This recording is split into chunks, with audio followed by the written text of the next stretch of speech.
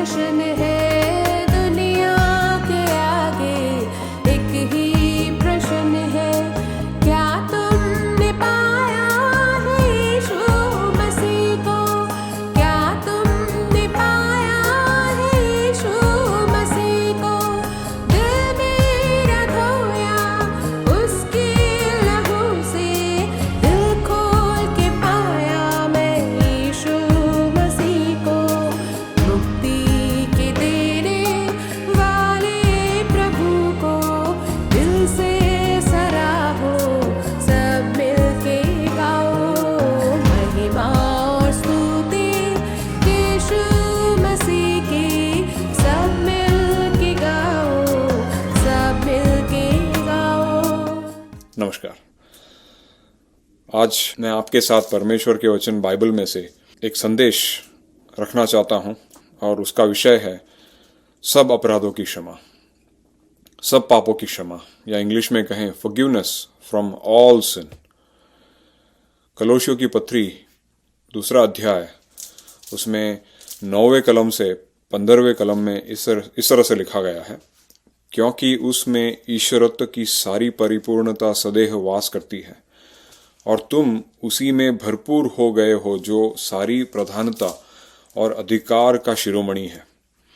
उसी में तुम्हारा ऐसा खतना हुआ है जो हाथ से नहीं होता, अर्थात मसीह का खतना, जिससे शारीरिक देह उतार दी जाती है, और उसी के साथ बपतिस्मा में गाड़े गए और उसी में परमेश्वर की शक्ति पर विश्वास करके, जिसने उसको मरे हुओं में से जिलाया, उसके साथ जी भी उठे।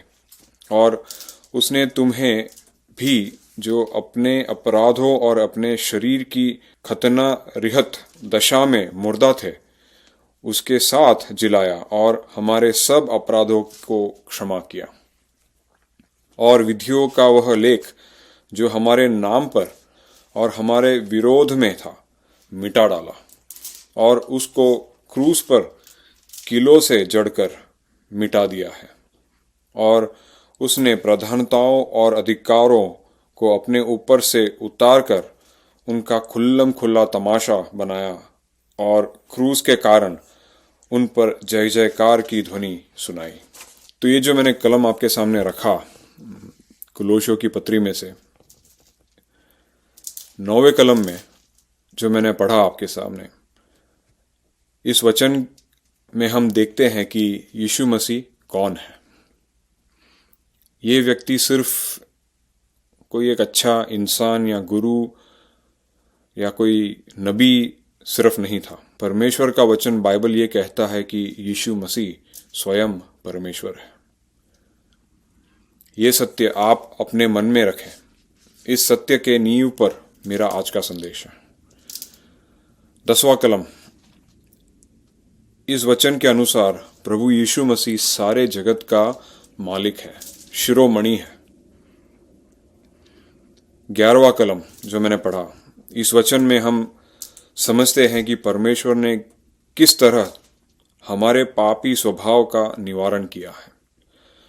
यहेजकेल की किताब पुराने करार में 36वां अध्याय 26 से 27वां कलम इस तरह से लिखा गया है, मैं तुमको नया मन या हृदय दूंगा और तुम्हारे भीतर नई आत्मा या स्पिरिट उत्पन्न करूंगा, और तुम्हारी देह में से पत्थर का हृदय निकालकर तुमको मांस का हृदय दूंगा, और मैं अपनी आत्मा तुम्हारे भीतर देकर ऐसा करूंगा कि तुम मेरी विधियों या कानून पर चलोगे और मेरे नियमों को मानकर उनके अनुसार चलोगे। इस वचन के अनुसार परमेश्वर हमें एक नया दिल देगा, एक नया हृदय देगा, एक नई आत्मा देगा। यह है मसीह का खतना जो हमने 11वें कलम में पढ़ा।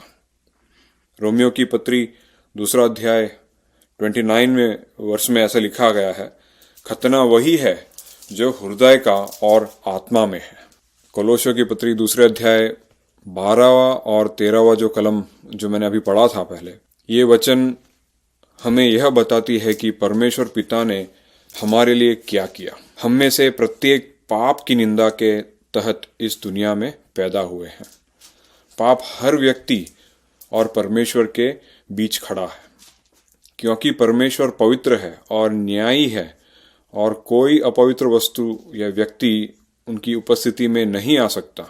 इसीलिए जो मैंने पढ़ा वचन 12 और 13 में, परमेश्वर की शक्ति पर विश्वास करके हम हमारे सारे अपराधों की क्षमा प्राप्त कर सकते हैं। सुसमाचार ये है कि इस पवित्र और न्यायी परमेश्वर ने हमारे सारे अपराधों की माफी दी है। पाप का वह अवरोध जिसने परमेश्वर से पापी को अलग कर दिया है, उसे हटा दिया गया है। पाप की खाई को पाटा गया है, एक ब्रिज बनाया गया है। पापी के खिलाफ दर्ज की गई निंदा को हटा दिया गया है। पापी को जीवित कर दिया गया है। यह यीशु मसीह के सुसमाचार की खुशखबरी है।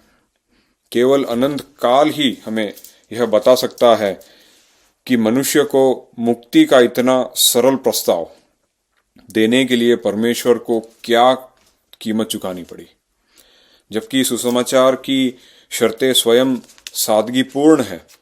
जिसने इस प्रस्ताव को संभव बनाया है वह उतना ही अटल और जितना कि एक पवित्र परमेश्वर को संतुष्ट करने के लिए शामिल समस्या पाप की समस्या। अपोस्तल पौल या प्रेरित पौलुस इस वचन में कहता है कि परमेश्वर ने हमारे खिलाफ अध्यादेशों की लिखावट को मिटा दिया है।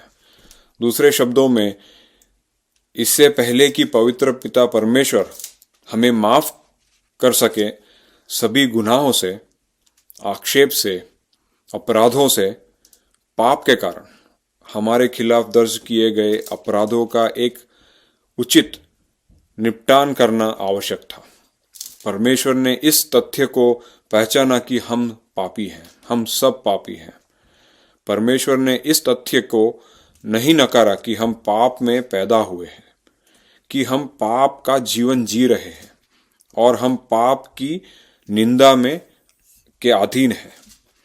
इससे पहले कि परमेश्वर हमें अपने परिवार में स्वीकार कर सके, इससे पहले कि परमेश्वर यह घोषणा कर सके कि हमें हमारे पापों को माफ कर दिया गया है, यीशु मसीह के लिए पाप के आरोप के बारे में कुछ करना आवश्यक था। यदि आरोप में सत्य है तो एक न्यायी या सच्चा न्यायाधीश सिर्फ आरोप को सुनकर उसे खारिज नहीं कर सकता। आरोप के झूठे होने पर ही मामले को खारिज किया जा सकता है। हमारे खिलाफ जो दर्ज किया गया है वो आरोप सच्चा है कि हम पापी हैं। परमेश्वर उस आरोप को खड़ा नहीं होने दे सकता और हमें पापियों के रूप में महिमा में स्वीकार नहीं कर सकता है, क्योंकि हम स्वर्ग के दरबार को अपवित्र कर देंगे। यीशु मसीह उस आरोप के बारे में कुछ करने के लिए आए इस जगत में। जब रोमी कानून के अधिकारी या ट्रिब्यूनल के सामने कोई व्यक्ति दोषी ठहराया जाता था तो केवल एक ही काम करना था, उस दोषी पर दंड का वहन। पाप के उस आरोप का दंड वहन करने के लिए यीशु मसीह को पापी के स्थान पर मरना पड़ा, और उस क्रूस पर। प्रेरित पौल यह कहते हैं कि यीशु मसीह ने पाप के उस आरोप को क्रूस पर कीलों से जड़कर मिटा दिया है। जब किसी अपराधी को अपराध के लिए दोषी ठहराया जाता था और सजा सुनाई जाती थी, तो रोमी अदालतों द्वारा एक आधिकारिक लेखन तैयार किया जाता था जिसमें अपराध की प्रकृति या नेचर ऑफ द क्राइम और उसके दंड के बारे में बताया जाता था। यदि कोई आदमी को कैद खाने या जेल में डाल दिया जाता था तो उस अपराधी के कैद खाने या जेल के दरवाजे पर आरोप को कीले से जड़कर रखा जाता था। वही चीज रोमी अधिकारियों ने यीशु मसीह के कलवरी के क्रूस पर करी। ऐसा लिखा गया था कलवरी के क्रूस पर, यह है यीशु नाजरी, यहूदियों का राजा। यह शख्स यहां इसलिए मारा गया है क्योंकि उसे देशद्रोह के अपराध में दोषी पाया गया है।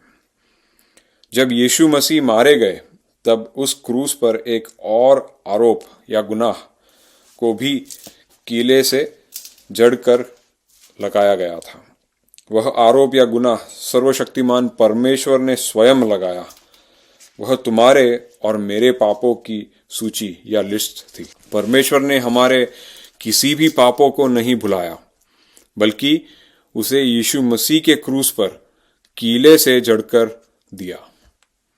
प्रेरित पौलुस इस बात पर जोर दे रहे हैं कि सभी पापों से आपके लिए क्षमा प्रदान करने के लिए यीशु मसीह का उस क्रूस पर मरना आवश्यक था, ताकि आप परमेश्वर को अपना ऋण अदा कर सकें और पवित्र परमेश्वर की पवित्र मांगों को पूरी तरह से संतुष्ट कर सकें। क्योंकि आपके पाप और मेरे पाप का दंड परमेश्वर के कानून के अनुसार मृत्यु है, इसलिए यीशु मसीह का मरना अनिवार्य था। जब यीशु मसीह क्रूस पर चढ़ाए गए तब यीशु मसीह ने हमारे सारे पापों को ढो लिया, हमारे सभी दोष को मान लिया, हमारे अपराधों को अपने ऊपर ले लिया। अगली बार जब आप एक क्रूस के रूप को देखें कहीं पर भी, तो पहचाने कि परमेश्वर ने आपके पापों को यीशु के क्रूस पर डाल दिया है। पहला कुरिन्थियों 15वां अध्याय 3 वचन में ऐसा लिखा गया है, पवित्र शास्त्र के वचन के अनुसार यीशु मसीह हमारे पापों के लिए मारे गए। यीशु मसीह के मृत्यु का प्रमाण या प्रूफ इस तथ्य या फैक्ट में प्रमाणित होता है कि उन्हें दफनाया गया था।